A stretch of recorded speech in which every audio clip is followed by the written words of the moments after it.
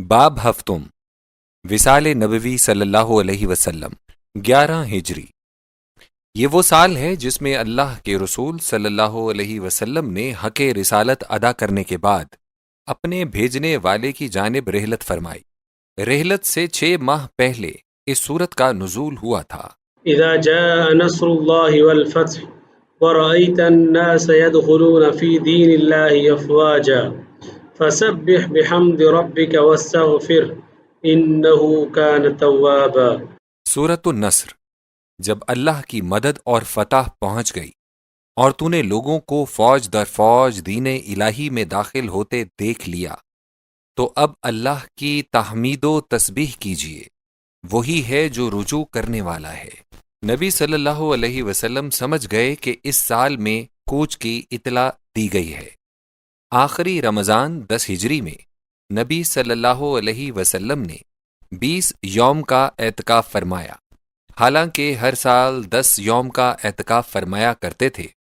اپنی پیاری بیٹی فاطمہ بطول رضی اللہ تعالی عنہا کو اس کی وجہ یہی بتائی تھی کہ مجھے اپنی موت قریب معلوم ہوتی ہے۔ حجۃ الوداع کے مشہور خطبے میں حضور صلی اللہ علیہ وسلم نے امت سے فرما دیا تھا کہ میں عنقریب دنیا چھوڑنے والا ہوں۔ شروع ماہ سفر 11 ہجری میں سرور کائنات صلی اللہ علیہ وسلم نے سفر آخرت کی تیاری بھی شروع کر دی۔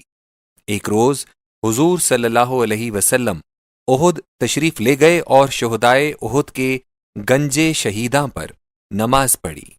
وہاں سے واپس ہو کر سر منبر فرمایا، لوگو، میں تم سے آگے جانے والا ہوں اور تمہاری شہادت دینے والا ہوں۔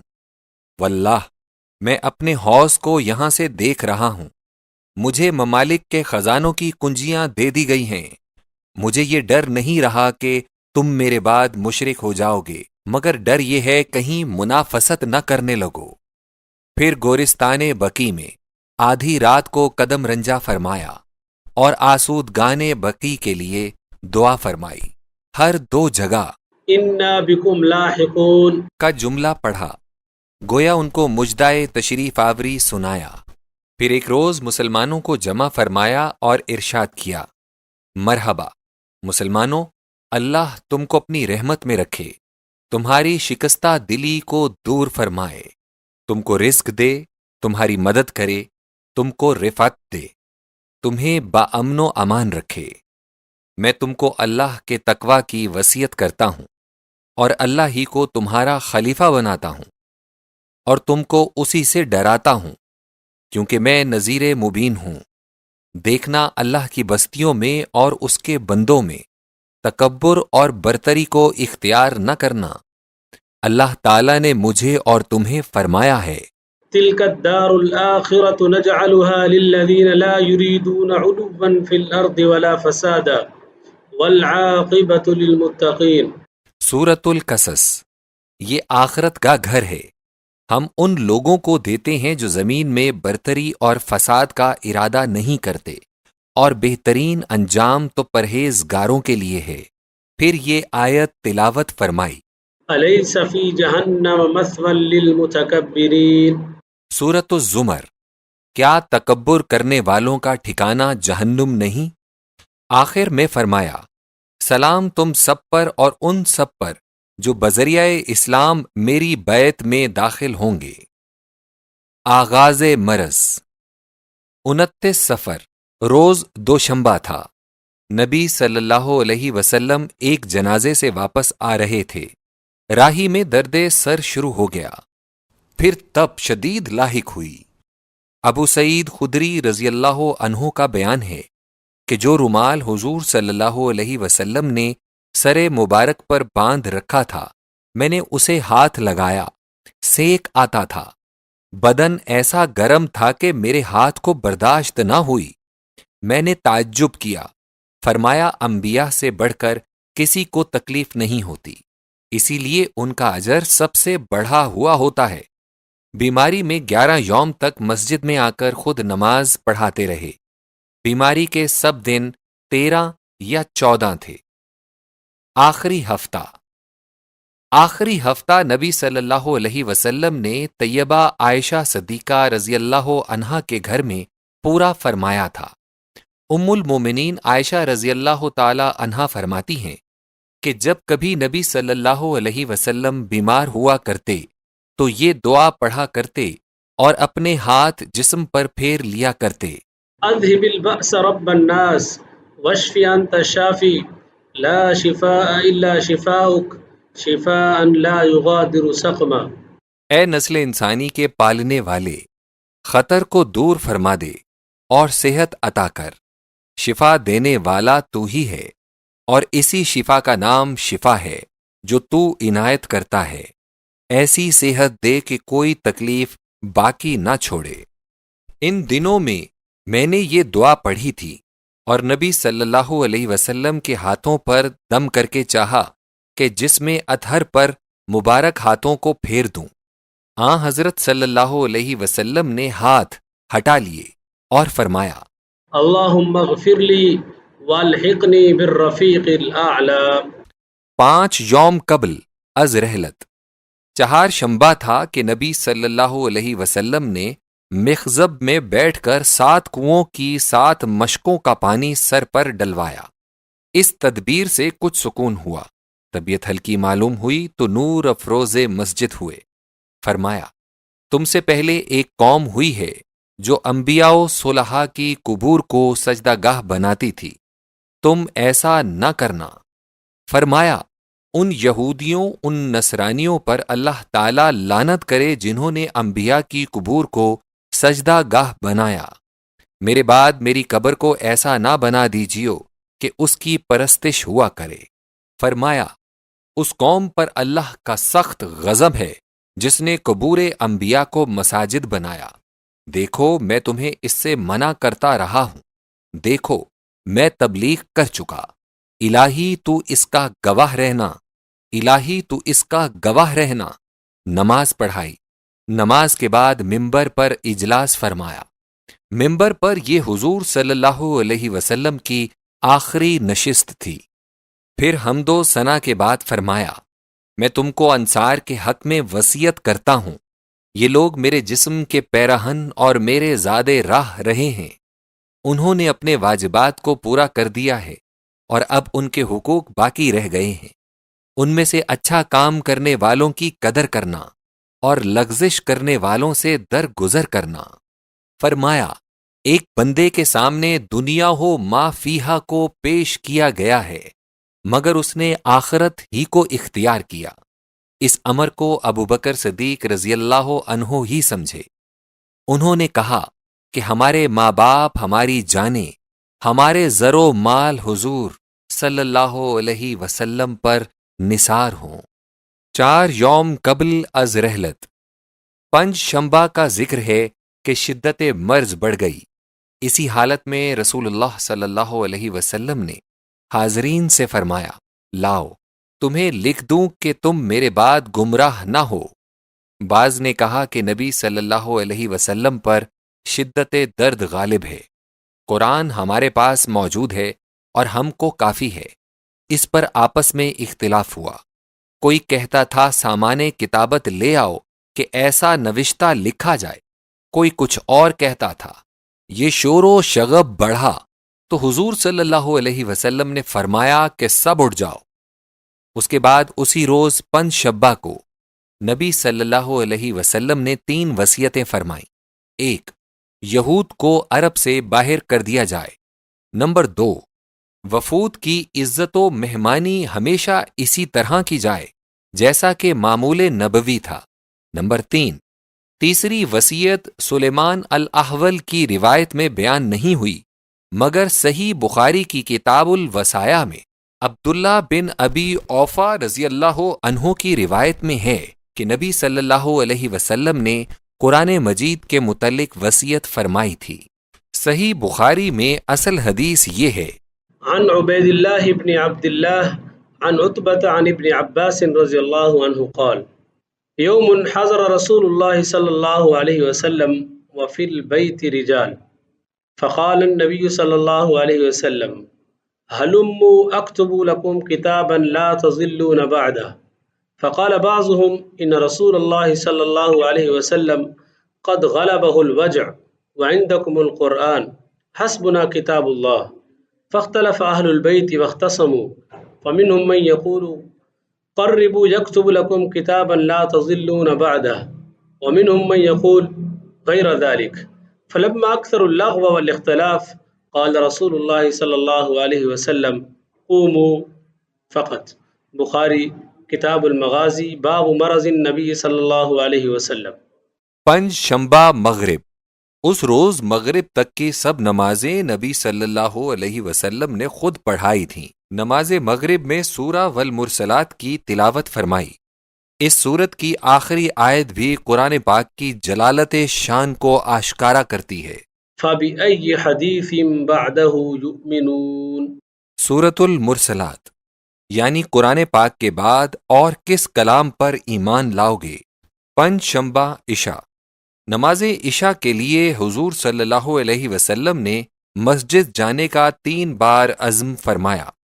ہر دفعہ جب وضو کے لیے بیٹھے بے ہوشی طاری ہوتی رہی۔ آخر فرمایا کہ ابوبکر رضی اللہ عنہ نماز پڑھائے۔ اس حکم سے ابوبکر صدیق رضی اللہ عنہ نے حیات پاک نبوی صلی اللہ علیہ وسلم میں 17 نمازوں کی امامت فرمائی، 2 یا 1 یوم قبل از رحلت۔ شنبہ یا یک شنبہ کا ذکر ہے کہ ابوبکر صدیق رضی اللہ عنہ کی امامت میں نماز ظہر قائم ہو چکی تھی کہ نبی صلی اللہ علیہ وسلم حضرت عباس رضی اللہ عنہ اور حضرت علی مرتضیٰ رضی اللہ عنہ کے کندھوں پر سہارا دیے ہوئے شرف افزائے جماعت ہوئے۔ حضرت ابو بکر رضی اللہ عنہ پیچھے ہٹنے لگے تو نبی صلی اللہ علیہ وسلم نے اشارے سے فرمایا کہ پیچھے مت ہٹو۔ پھر ابو بکر رضی اللہ عنہ کے برابر بیٹھ کر نماز میں داخل ہو گئے۔ اب ابو بکر صدیق رضی اللہ عنہ تو حضرت صلی اللہ علیہ وسلم کی اقتداء کرتے تھے اور باقی سب لوگ صدیق رضی اللہ عنہ کی تکبیرات پر نماز ادا کر رہے تھے۔ ایک شنبہ کے دن سب غلاموں کو آزاد فرما دیا۔ ان کی تعداد بعض روایات میں 40 بیان ہوئی ہے۔ گھر میں نقد 7 دینار موجود تھے، وہ غربا کو تقسیم کر دیے۔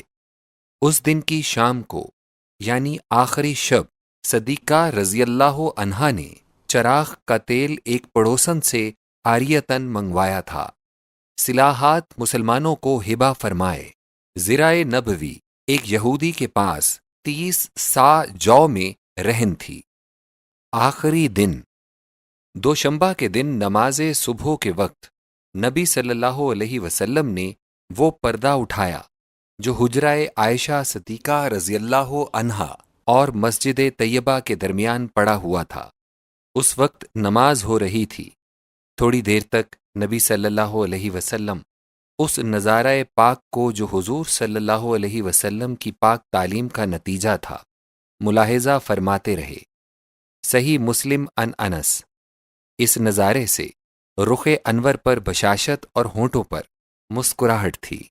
اس وقت وجہ مبارک ورق قرآن معلوم ہوتا تھا۔ صحابہ رضی اللہ عنہم کا شوق اور اضطراب سے یہ حال ہو گیا تھا کہ رخ پر نور ہی کی طرف متوجہ ہو جائیں۔ ابو بکر رضی اللہ عنہ سمجھے کہ نبی صلی اللہ علیہ وسلم کا ارادہ نماز میں آنے کا ہے۔ وہ پیچھے ہٹنے لگے تو رسول اللہ صلی اللہ علیہ وسلم نے ہاتھ کے اشارے سے فرمایا کہ نماز پڑھاتے رہو۔ یہی اشارہ سب کی تسکین کا موجب ہوا۔ پھر حضور صلی اللہ علیہ وسلم نے پردہ چھوڑ دیا۔ یہ نماز ابو بکر صدیق رضی اللہ عنہ ہی نے مکمل فرمائی۔ اس کے بعد حضور صلی اللہ علیہ وسلم پر کسی دوسری نماز کا وقت نہیں آیا۔ صحیحین عن انس، بخاری کتاب الجماع کتاب الصلاۃ، چہرہ قدس کو ورق قرآن سے تشبیہ روایت انس رضی اللہ عنہ میں یہ ایک عجیب اور پاک تشبیہ ہے۔ ورق قرآن پر طلائی کام ہوتا ہے۔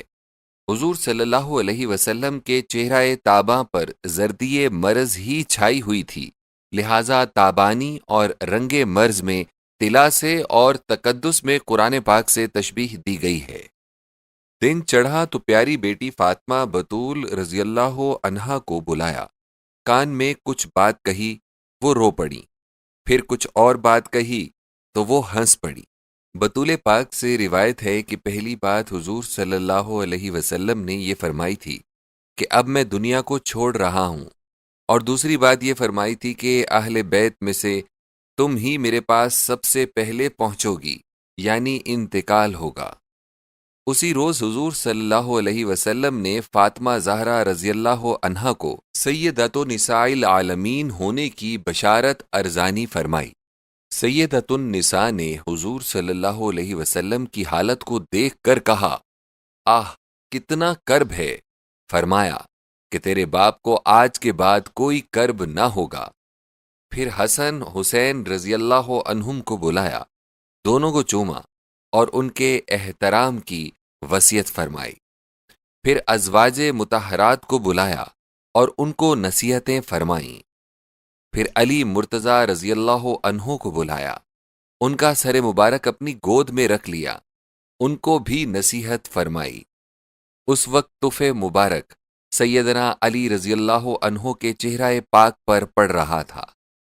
اسی موقع پر فرمایا، الصلاة الصلاة وما ملكت ایمانکم۔ انس رضی اللہ عنہ کہتے ہیں کہ نبی صلی اللہ علیہ وسلم کی آخری وصیت یہی تھی۔ صدیقہ رضی اللہ عنہا فرماتی ہیں کہ اسی ارشاد کو حضور صلی اللہ علیہ وسلم کئی بار دہراتے رہے۔ حالت نزع، اب نزع کی حالت طاری ہوئی۔ اس وقت سرور کائنات صلی اللہ علیہ وسلم کو عائشہ صدیقہ رضی اللہ عنہا سہارا دیے ہوئے پسے پشت بیٹھی تھیں۔ پانی کا پیالہ حضور صلی اللہ علیہ وسلم کے سرہانے رکھا ہوا تھا۔ نبی صلی اللہ علیہ وسلم پیالے میں ہاتھ ڈالتے اور چہرہ مبارک پر پھیر لیتے تھے۔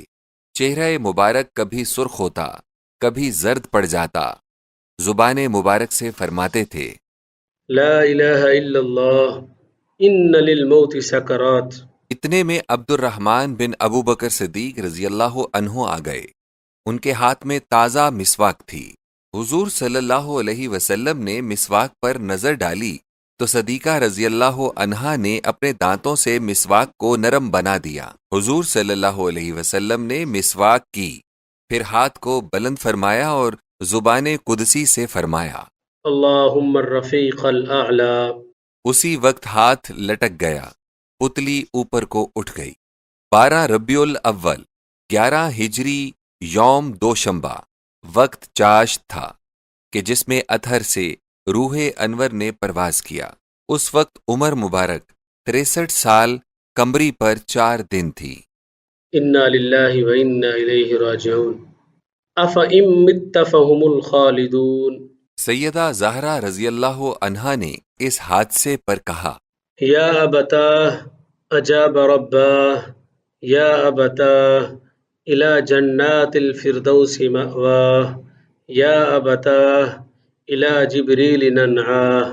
پیارے باپ نے دعوت حق کو قبول فرمایا صلی اللہ علیہ وسلم اور فردوس بری میں نزول فرمایا۔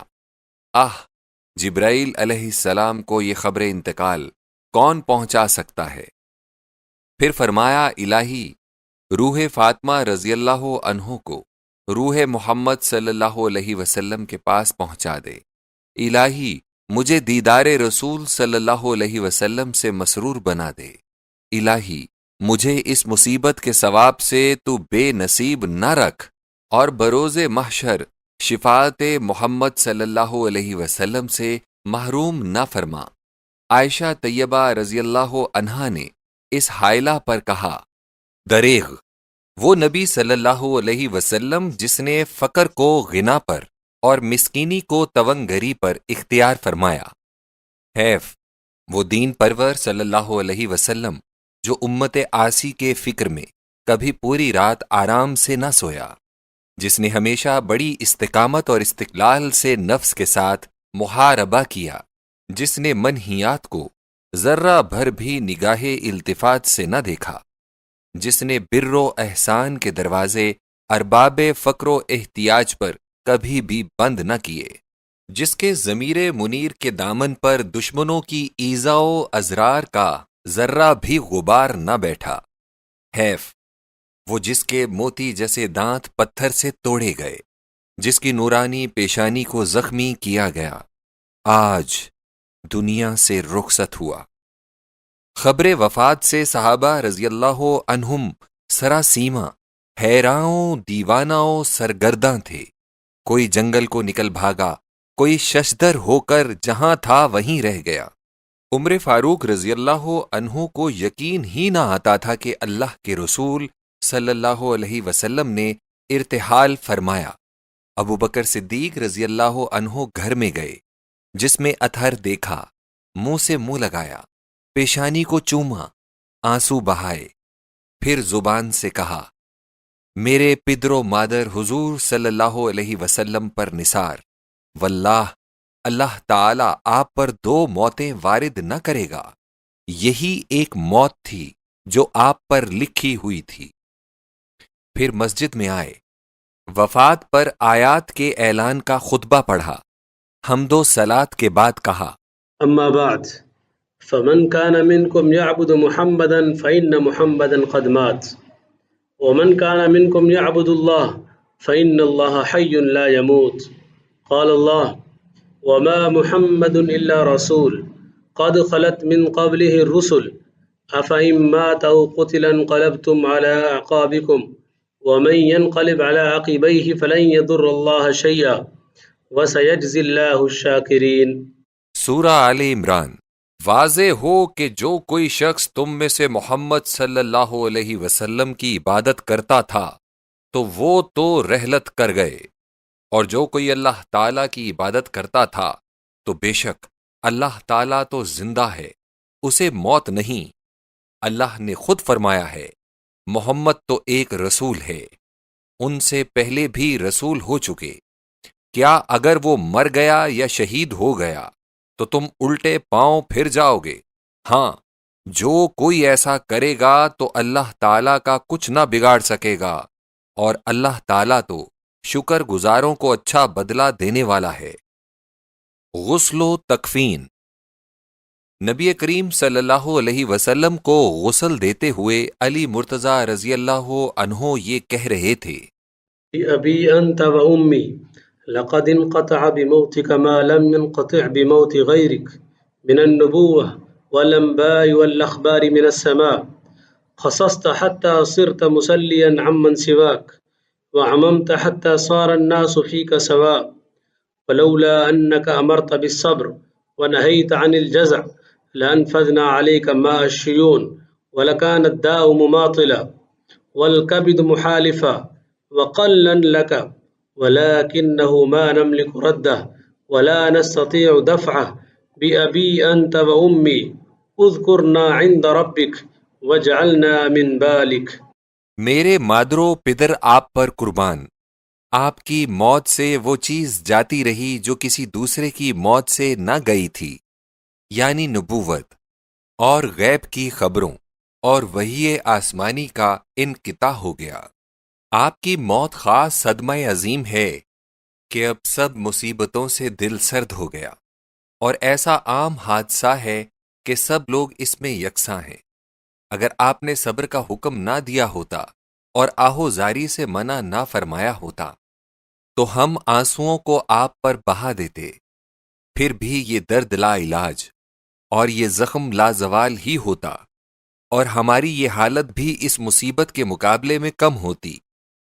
اس مصیبت کا تو علاج ہی نہیں، اور یہ غم تو جانے والا ہی نہیں۔ میرے والدین حضور پر نثار، پروردگار کے ہاں ہمارا ذکر فرمانا اور ہم کو اپنے دل سے بھول نہ جان۔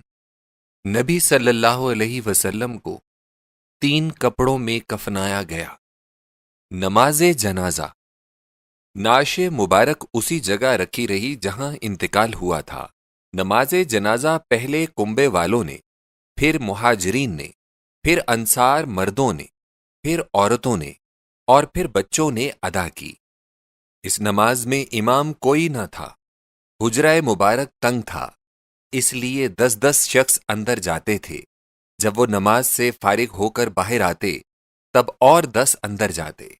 یہ سلسلہ لگاتار شب و روز جاری رہا، اس لیے تدفین مبارک شب چہار شنبہ کو یعنی رحلت کے قریباً 32 گھنٹے بعد عمل میں آئی۔ انا للہ و انا الیہ راجعون۔ نبی اکرم صلی اللہ علیہ وسلم کے جنازے پر یہ دعا پڑھی گئی تھی۔